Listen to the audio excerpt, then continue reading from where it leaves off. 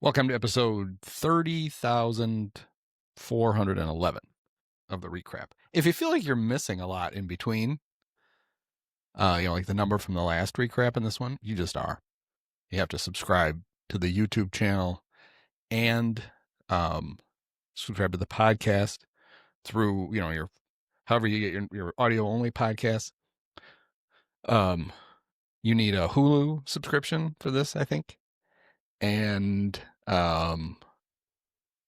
Paramount Plus. You need all those. Actually, you don't. You're getting them all. Just a hilarious bit I do to make it seem like there's a lot of these, because it does feel like there's a lot of them.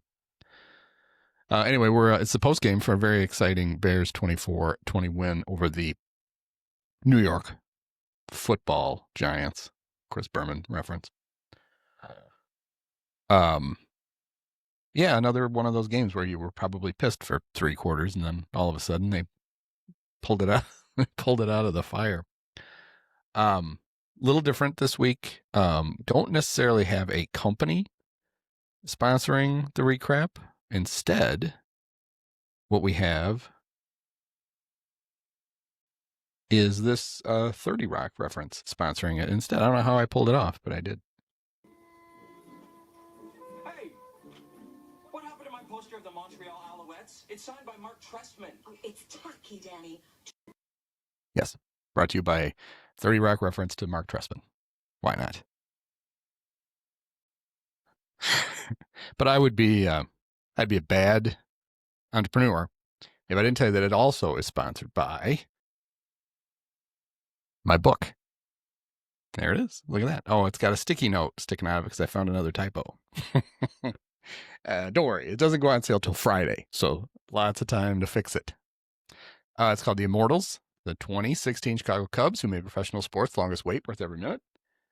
You can buy it on Amazon or other fine Amazons. Amazon UK. If you go there, if you like to shop exotically and go to Amazon UK here in the States, you can. Although looking at the podcast, we have a bunch of listeners from all over the world. So I'm sure they will be happy that they can go to Amazon and their local Amazon, is that a thing? And they can get the book. Book goes on sale on Friday, so plenty of time to get it in time for Christmas. So I've done all of your Christmas shopping for you, because you'll just buy a bunch of these and give them to everybody. As it sounds, it is a book about the 2016 Cubs. We're coming up on the 10th anniversary of the only World Series they're going to win in our lifetimes. And it's an assortment of columns from throughout. It starts in late 2014 with the hiring of Joe Madden. And then there's a lot of columns for 2015. I remember that season. That was very fun. And then all of them from 2016. And they come with these hilarious little footnotes that aren't actually footnotes. They're side notes. They're in the side. Makes it easier to go back and forth. That I wrote recently. So that's coming out on Friday. Go ahead, get your copies now before they run out. It's print on demand, I guess, unless the printer runs out of paper. They're not going to run out. It does not take very long to get them. A couple of days, they whip them right up. And then next Friday, the 21st, what's next? This Friday's next Friday? The Friday the 21st. Another book comes out. Oh my gosh.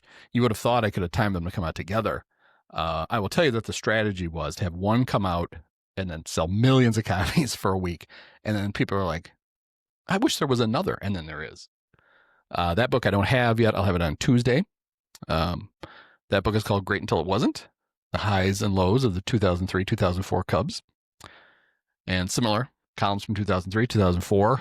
That one forced me, because I felt like there wasn't a definitive account of the awful Game 6 in 2003. So the other night, I had to rewatch it, and I had to write, did like a running diary of the game, and I got really mad and really sad all over again.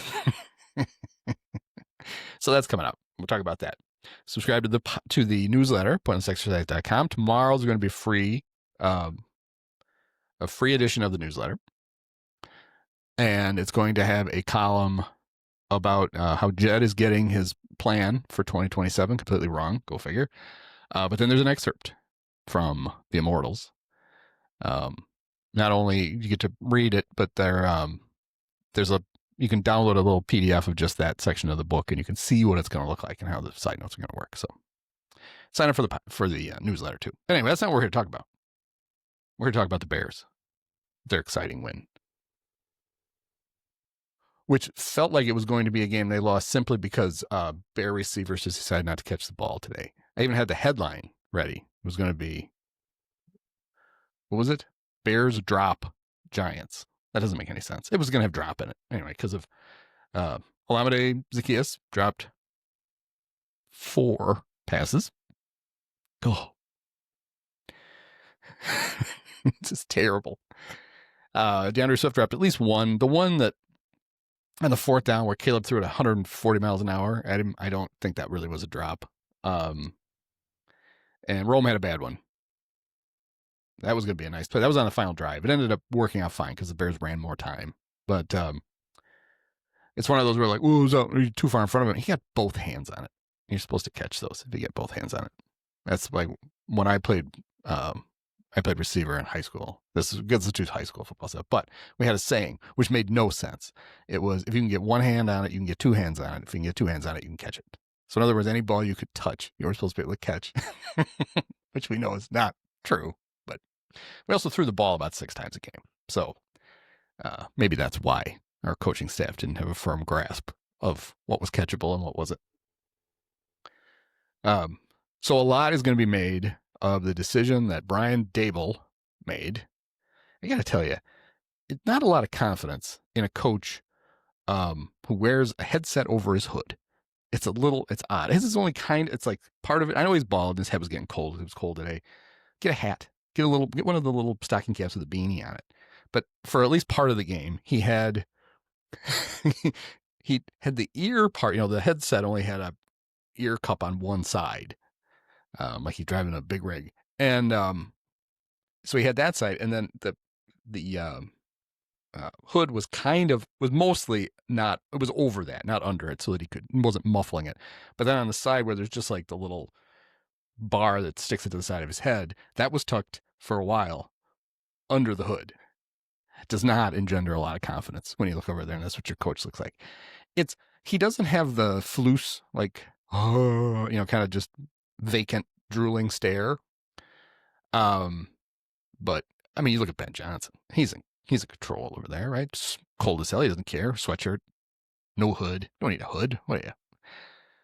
That hat that has it has the little, like the stripes on the front, but it's not really the stripe. He's worn it all the coaches have worn it all year. And honestly, it looks like there's lint on the brim the whole time. Did not bother me as much as, who was it last week who had like the camouflage hat on, and it had that rope that kind of supposed to serve as trim where the bill meets the front of the cap, and it was up. So it looked like he had a wild shoestring hanging out the front of his hat. There's a lot to be said for looking cool on the sidelines, right? Like Lovey always looked in control on the sidelines, even if sometimes he was just blinking. Not like Jim Caldwell, who always looked like he was waiting for a bus the entire time he was a head coach. The coach, obviously, total command. John Fox, always confused, not good. Marc Trestman looked like he was studying for the LSATs on the sidelines instead of, he probably was. I don't know how many graduate. I almost did the Oleg thing where I just tap for the time. So it's like I'm drumming out a Morse code SOS during the pod. Another thing before I forget, one thing I want to talk about is I like to call Nick McCloud. I don't like to call him at all, but he plays Ray Ray, because I know there's a Ray Ray McCloud, and I think it's funny. Anybody named Ray Ray, it amuses me. So I got really confused at a key moment in the game when the Bears were trying to get the ball back from the Giants. There was Screaming Joe Davis and Greg Olson. Oh, I didn't get to the Daboll thing. I'll get back to the Daboll, his decision. I got to tell the Ray Ray anecdote before I forget it, even though I do have it written down, so I shouldn't forget it. Anyway, this was a big play. It was going to be offensive pass interference on the Giants. That's what we were told. That was a preliminary signal. But then Olsen was getting confused. I think he's trying to figure out what the ref's talking about. He's got a producer talking in his ear, what they've heard from the sidelines, and he's doing some halting talking. And he said, "Oh, it's on Ray Ray McCloud." And in my mind, it was on Nick. And I'm like, "Oh God, we can't catch a break." Well, no, it was on Ray Ray. The real Ray Ray McCloud plays for the Giants. I didn't even know that because he hardly ever plays. And it was on Ray Ray, but not our Ray Ray, who's not a real Ray Ray. It was on the real Ray Ray, the actual one. But this is the part I like. This is why I had to bring it up. He is Ray Ray McCloud III. So I got a lot of questions. Does that mean Grandpa and Dad are both named Ray Ray?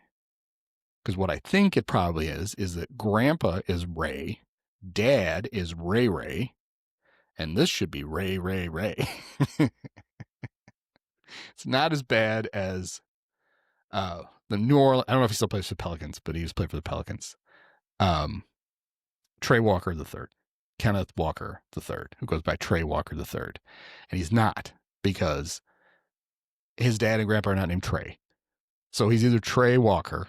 Is that right? Walker doesn't sound right. Anyway, whatever it is, or he's the third. He can't be Trey whatever the third because that doesn't make any sense.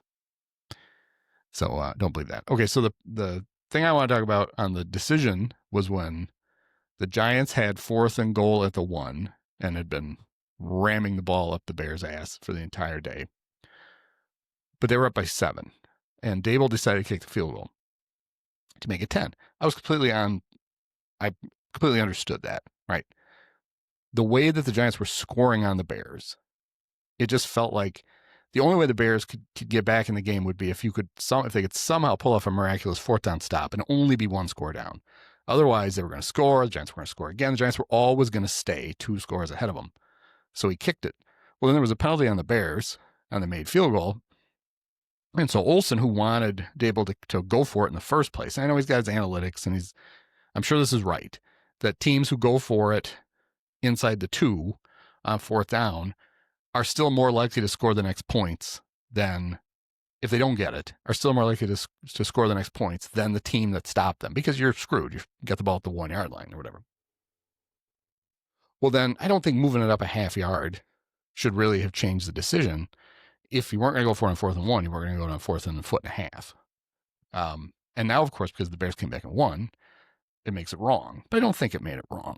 Think about all the things that had to go right for the Bears, who seemed incapable to that point of doing things right, enough things right in a row for it to work. So I know that Brian Daboll's a very good coach. He's kind of a weirdo.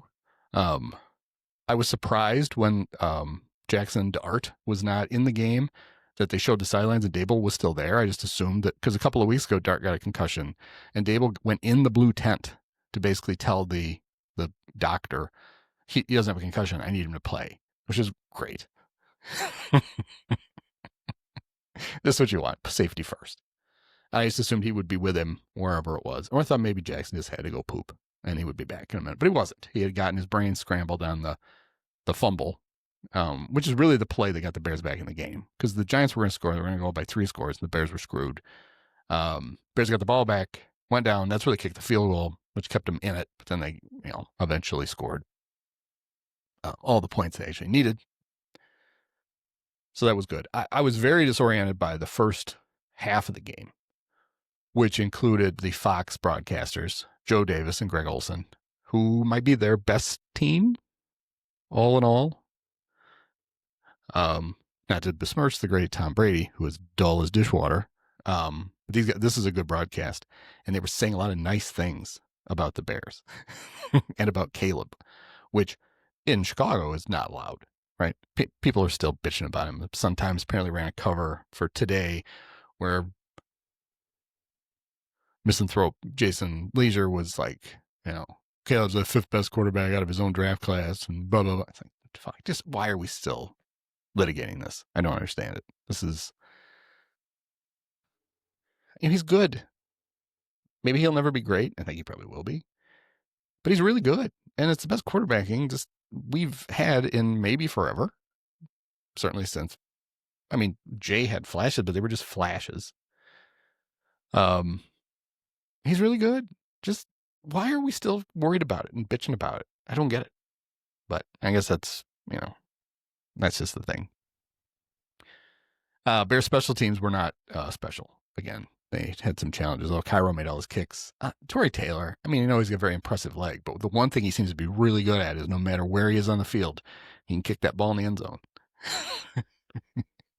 It's like, come on. But I was talking more about the coverages because the Giants had a long kick return right at when they got the ball at halftime. And it's become a thing, right? The Bears coverage units are not good. Well, the reason the Bears coverage units are not good is they have so many injuries on defense that some of their best special teamers are playing regular snaps on defense, which does two things. Number one, some of them aren't playing on special teams at all. Some of them are, but they're more tired than normal because they've been playing actual defense too. And then the ones who aren't playing at all, because they're getting lots of snaps on defense, they're being replaced by guys from the practice squad and guys you don't want on the field. And that's what happens. When you have injuries, your depth is challenged, your special teams, your coverage units especially, all suffer. And the Bears are in the middle of that. The defense is, I get why it's bad, but it's still really frustrating to see it be bad. And the one thing they're good at is stealing the ball. And they only got one turnover today, which was a clutch one. And it was Chauncey, CJ, Gardner, Johnson. I don't know where the J comes from. I guess it's Chauncey Jr., maybe? Or is it from John? I don't know.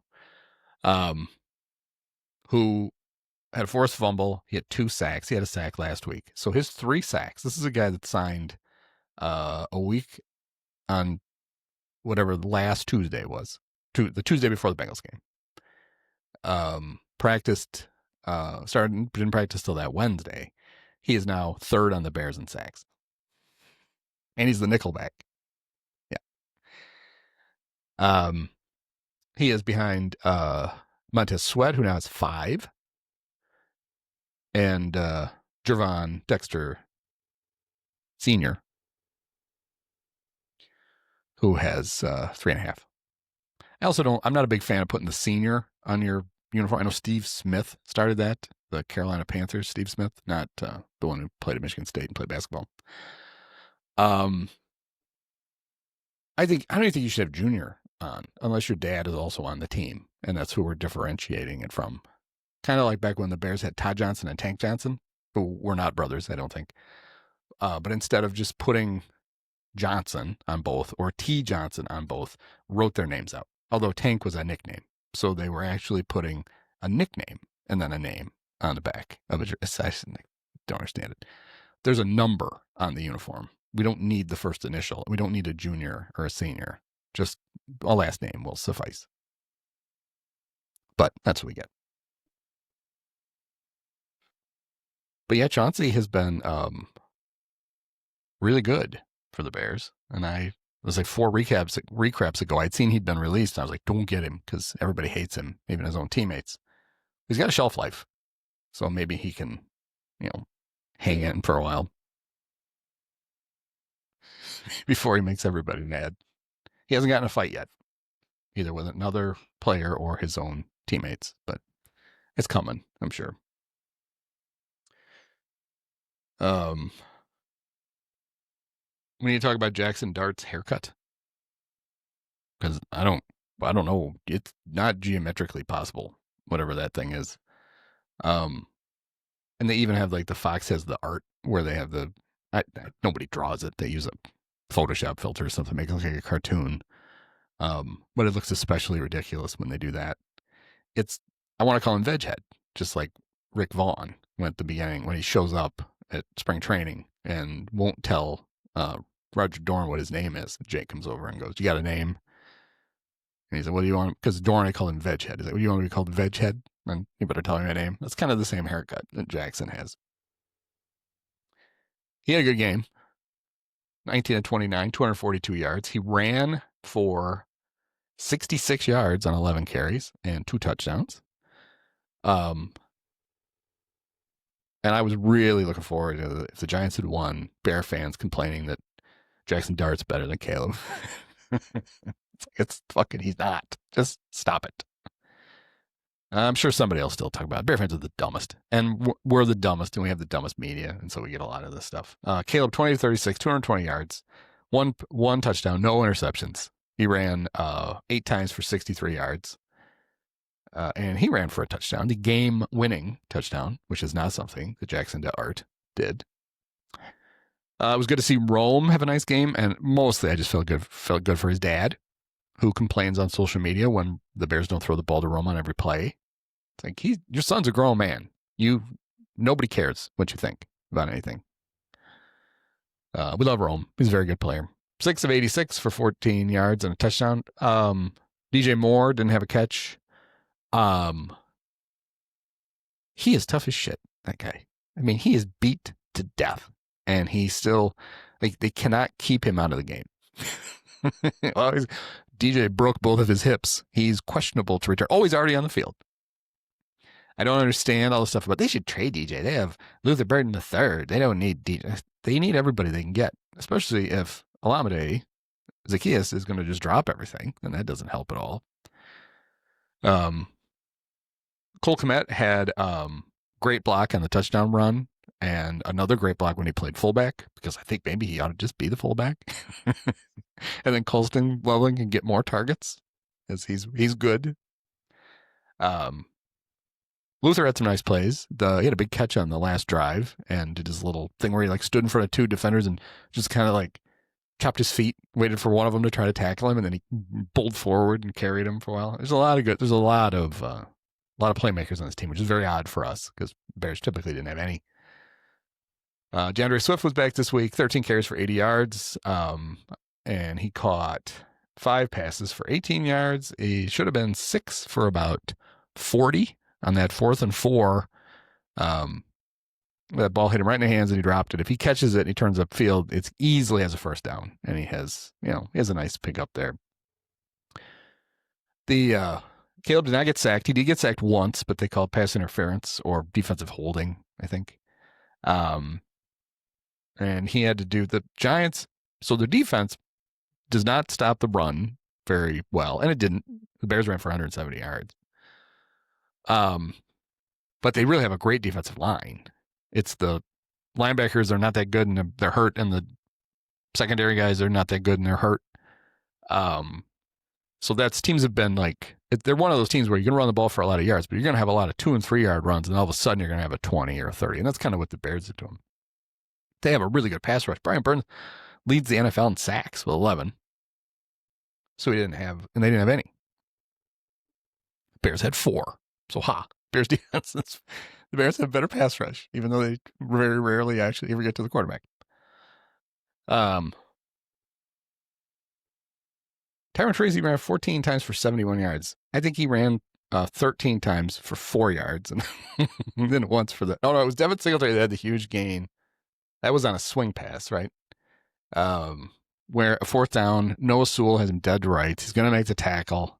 I guess it was 3rd down, and then they're going to have to punt. And he doesn't tackle him. He gets the 1st down, runs down the sidelines for, 41 yards. I wrote it was a 45-yard missed tackle, because it was going to be a loss. Instead, it was a 40-yard gain. That set up the field goal, the controversial field goal that the Giants settled for. Giants have allowed 75 points in the 4th quarter of their last 3 games. Not each. 31 of them in that game to Denver. Holy shit. Bears only needed 14 to beat them today. They didn't need to go full 31-point 4th quarter, because they couldn't, but that was fine.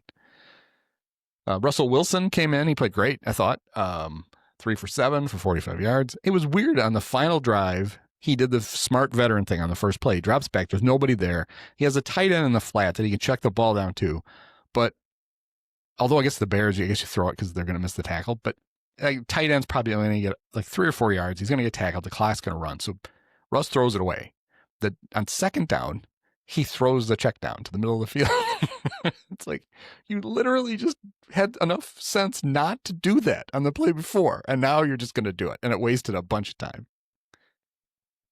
And I forgot that Jameis Winston is their 3rd-string quarterback. Now that's some talent in that quarterback room. No wonder Brian Daboll goes in the tent when Jackson gets hurt. It's like, it's my only chance to keep my job. Get him back out on the field. Yeah, so C.J. Gardner-Johnson 9 tackles, 2 sacks, 2 tackles for losses, a forced fumble, 2 quarterback hits. Is it alarming that your best defensive player is a guy who was sitting at home for a month? No team wanted. They're like, fine, we'll take him. Oh, we need him. I gotta tell you, Noah Sewell drive me nuts. He's playing because TJ Edwards is hurt. And it happened again this week. Last week was more alarming. On the last touchdown the Bengals scored, and I think maybe even Adam Archuleta noticed this, Sewell was basically playing the mic on that, and his responsibility was to drop back into the middle of the zone and make sure nobody could like come across the end line to catch a pass. And he only dropped about 4 yards deep in the end zone, and there was a guy wide open behind him, and then he wasn't close enough to the receiver to knock the ball down, and he wasn't close enough to the quarterback to make him throw over him. Just made a nice, easy throw. The Giants had like a 3rd and 16 or whatever, and they just threw the ball right over him in the middle of the field. And it's like, I know you're supposed to be deeper than that. No wonder Adam Hogue is still pining for Jack Sanborn. I'm sure he was like, Sanborn would have made that tackle. Yeah, the one on Singletary that was for the 45-yard missed tackle. No, Jack wouldn't have been in the picture. That would have been the difference. Anyway, the Bears are 6-3. Vikings lost today to the red-hot Ravens. The Bears fixed them. I think we all saw that coming. So they're now 4-5. So the North cannot brag that they have every team is 500 or better. The Lions are playing the Commodes, who are without the great Jaden Daniels for a while because he dislocated his left elbow. And they're, as I record this, they're winning handily. So the Bears are still going to be tied for second with them. Packers play somebody. Who gives a shit? Packers are frauds. They lost to the Panthers last week. This is one of the frustrations I have with all the Caleb Williams criticism. Like I said, I don't mind when somebody has like realistic criticism of him, like the things he needs to work on. I think Olsen does a good job, right? Of talking about the things he does well and things he's going to get better on. Last week we had the whole Adam Archuleta nonsense about every play. Oh, he could have tucked it and run for 40 yards. It's like, no, that's not really what's going to happen. And he was doing, I had Red Zone on the other TV. And so at halftime of the Bear game, I had the sound up on it. And the Jets are playing, and Archuleta is doing it. And the same thing with Justin Fields. Every time he threw an incomplete pass, he could have run. He could have run for 50 yards there. Yeah, no, he couldn't have. Adam, just knock it off. But it's weird to me what a free pass Jordan Love always gets, and how he's supposedly a superstar, even though what he has done his entire career is he'll have like one great game. You're like, holy shit, this guy's good, and then just a couple of terrible games where you're like, oh Jesus, he's not. But that never sticks. And for some reason, it's the opposite with Caleb, right? Like, if he could have 3 really good games in a row, if he struggles in one, he's a buzz. Bears made it. And I know what the reason is. The reason is the Packers have had good quarterbacks for 30 years, and the Bears haven't had one since the Battle of Midway. So I understand it, but I don't like it, and it annoys me to no end. Much to the point where, and maybe that's why this podcast is the quality that it is. You be the judge, good or bad. I pretty much I pretty much follow the Bears. I'm just watching the games. I mean, I don't feel like there's really that many people worth reading what they have to say about it. I know this is the only podcast we're listening to. Because to me, it's just it's a bunch of people still hung up on the way the Bears have always done things and the same criticisms of the Bears that no longer apply. And that's why it was refreshing in the first half to have Greg Olsen lay out, not only for the fans, but maybe for the media, the fact that this Bear offense is like really good already. And it's way ahead of schedule. It shouldn't be this good. Like more big plays than any other team. Like 8th in points and 4th in total yard, whatever it is. All the stuff is good. And Caleb has made a tremendous improvement. He's a good quarterback. And it just seems to like some people either don't want to believe it because they're still, we've been burned before. No, we haven't, because none of these guys were ever any good. I mean, Mitch had one good game against Tampa Bay once. And we're like, oh, he's good. And then we're like, okay, he's not. I don't get it. I don't know. To me, why are you watching football? If that's how you're going to watch it. Are you enjoying it? Doesn't seem like you're enjoying it. Oh, the last thing I want to talk about is the So the roughing the passers, the one that got called against the Bears on Jackson to Art, and the one that didn't get called, I guess it wouldn't have been roughing the passer. It would have been necessary roughness. So Jackson is getting sacked by 4 guys, and his helmet is coming off. It's literally like, it's one of my favorite things, except when it happens to you, because it did happen to me on a few occasions, where your helmet starts to go up and your chin strap ends up on your nose. It really feels great as a thing ripping up your face. And then Noah Sewell, who's just coming in to clean up, hits him and knocks his helmet off. And they waited forever to throw the flag. And then it's like, oh, we have to call that. That's bad. No, you don't. Like, it's not, it didn't have anything to do with it. It wasn't helmet. I mean, it was helmet to helmet by definition, but it didn't, like, you don't have to call that. I'm sure.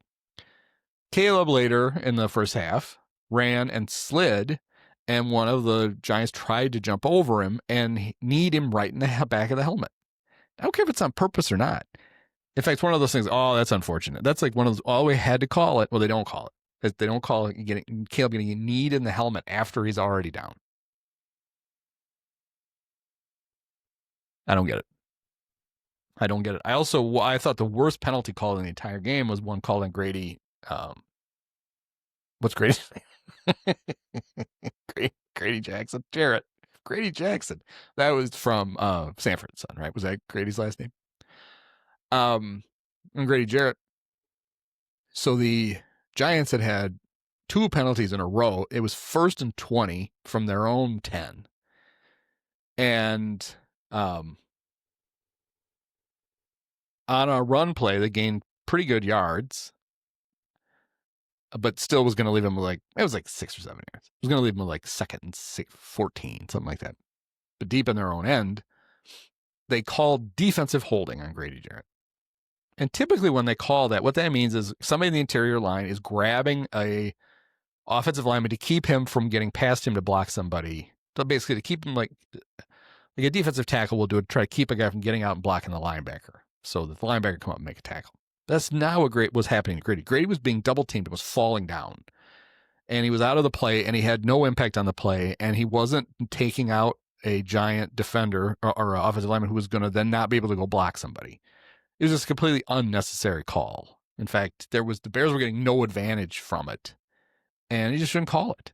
If it was soccer, they would have just played advantage. The ref would have run awkwardly down the field with his arm out, and everybody's like, what the fuck is he? What are they talking about? We don't know, but that's what happens 6 times a game in soccer. So I didn't like it. And I know everybody thinks that all the calls go against their team, but we're the Bears fans. We know they go against our team. We know that's true. Or something. 6 and 3. I think the Bears for this week might actually be out of the in the hunt graphic. Maybe not. Anyway, next Sunday are they're going up to Minneapolis to take on the Vikings. JJ McCarthy's back playing poorly, so he'll get right on the Bears, I guess. Whew, that kid, I never knew what they saw in him. I mean, he didn't see much, right? He played quarterback at Michigan where he never threw. And they're like, oh, this guy's great. And yes, he beat the Bears in week 1. We remember that. They'll probably do it again. We got to listen to that fucking horn over and over again. What's that? It's just, we get it. Hilarious. You were, a bunch of weird people from Iceland or Greenland or wherever the fuck settled this place. That's great. Who cares? Get over it. I don't know who will get announcer-wise for that. I don't know if the Bears have moved up the announcer. I mean, this was market number 1 and market number 3 today. That's why you got a good crew, because Bears Giants was going to get a rating. They sent this to most of the country to watch in the early window, so you got it better. But probably back to, maybe we're going to get Drew Brees now that he's back. I bet it is. That's going to be my prediction. I think it's Adam Amin and Drew Brees, right? Because Adam Amin was paired with Mark Sanchez, and Mark went nuts and attacked a poor little delivery guy in Indianapolis and got stabbed in self-defense. not his self-defense. Apparently the other guy's self-defense. He got fired. And they're bringing back the electric Drew Brees. That's fine. Like for a third announcer, your third crew, that's fine. But he's not a terrible announcer, but he's boring. He's a little dull. Maybe Adam can get him to lighten up a little bit because like he made a funny Sports Center commercial. I remember the one where he was driving the Mardi Gras float into the parking lot and at ESPN headquarters in Bristol. And he was told he couldn't park there and he couldn't back up. He couldn't get out. He's like, it's too, he's there. Everybody's honking at him. It's like, it's too wide. I cannot get through. That was funny. Just do that. Do some hilarious Mardi Gras float shtick for 3 hours every Sunday. We'll find out. But anyway, that's my prediction. We're going to get Drew Brees.